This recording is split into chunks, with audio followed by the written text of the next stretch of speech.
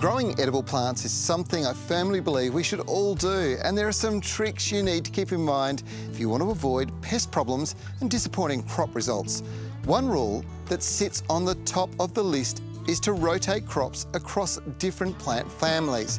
If you've had crops of solanaceous plants like tomatoes and capsicums or chilies, then don't plant your next season's crop in the same place in the garden.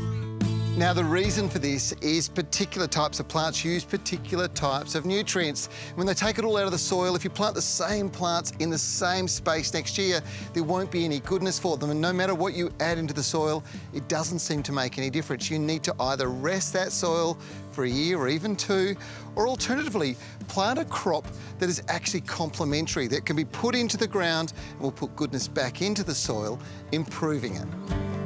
And that means a totally different group of plants, like lettuce or members of the brassica family, which include cabbage and broccoli. Or even better, one of the nitrogen-fixing plants like beans or peas that capture nitrogen from the atmosphere and fix it into the soil. Now, it's vitally important that you do cultivate the soil. We're talking about intensive farming here at home, so we've got to make sure we do it and we boost it up. Now, one thing you can do is go and put rock minerals in after you've cultivated and aerated that soil, or you can use a rejuvenator. And this one from Trevor is absolutely fabulous. It's got all those essential micro and macronutrients that we're looking for going back into the soil because it's been taken out. You've got to replace it if you want to get great results with your plants. There's a few strategies you can employ when planting beans. To be honest, it's not hard.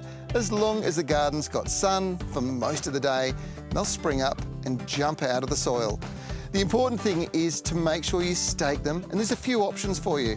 You can do the Wigwam.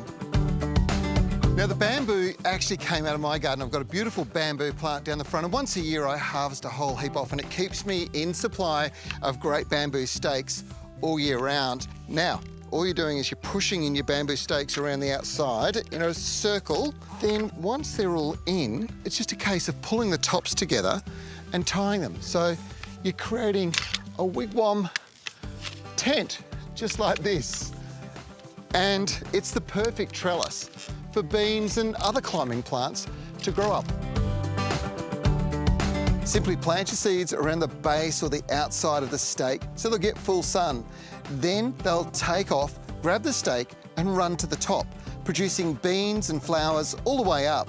Don't worry about feeding beans as such. As long as your soil prep was good, they'll get all they need from that, and boosting growth can mean that they don't produce as many flowers and, as such, beans. How good does that look? And you can do it with peas as well.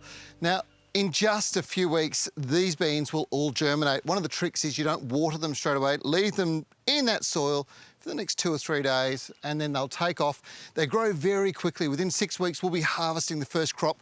They'll go right through to Christmas, and if it's cool in December, even longer. That's a fantastic way to grow beans at home, and it looks good too.